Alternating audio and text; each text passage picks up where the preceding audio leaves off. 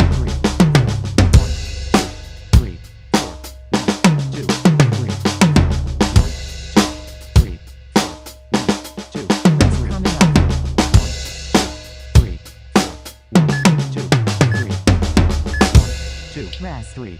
All right, now that we built the control, structure, and the speed, it's time for the most important, and that's actually using it in real music. Because let's be real, if you can't apply what you learned to a groove, a fill, or a song, then what was the point in all the practice? Mastery isn't just about playing a pattern fast. It's about being able to drop it into a musical situation without having to think about it. And that's when it becomes second nature. Here's a few ways that we can apply this pattern into the real world setting. Number one, you can do groove integration. Groove integration is all about taking the pattern and slipping it into a groove. Maybe you can use it as a ghost note pattern, or maybe you can use it with accents, or maybe a hi-hat embellishment. Number two, you can do fill placement. Experiment with different orchestrations. Orchestrations is just what drum surfaces you hit. Play it between the toms and the snare, or maybe you can use it as a crash ending fill. Whatever you do, just have fun with it. Number three, put it into musical context. Play along with drumless tracks or your favorite songs. And you pick a song that challenges you and find the spot where this pattern fits naturally. That'll be the game changer for you. And the last thing you can do is try an improvisational drill. Take this pattern, set a timer for about maybe 5 to 10 minutes, and just experiment with different ways that you can get in and out of this pattern to make it your own. Today I'm going to be playing to a drumless track. I'm not sure what I'll pick, but stay tuned and see how you can play this pattern yourself.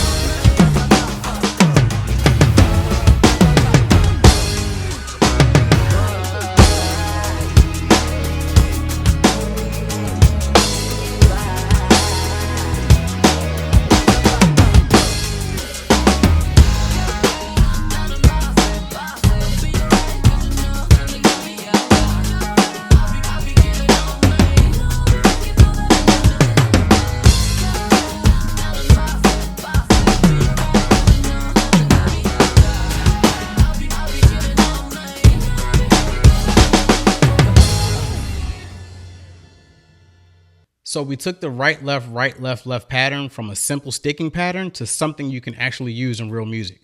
But here's the deal. It only works if you put in the reps. We started out with setting our focus, we set our accuracy, we built the structure, we practiced with tempo, and then we applied it to real music. The next step is on you. I would set aside at least 10 minutes a day to really drill this pattern using the FASTA method and see how far your progress grows. Drop a comment below and let me know how this pattern is working out for you. Keep practicing, and I'll see you in the next lesson. Peace.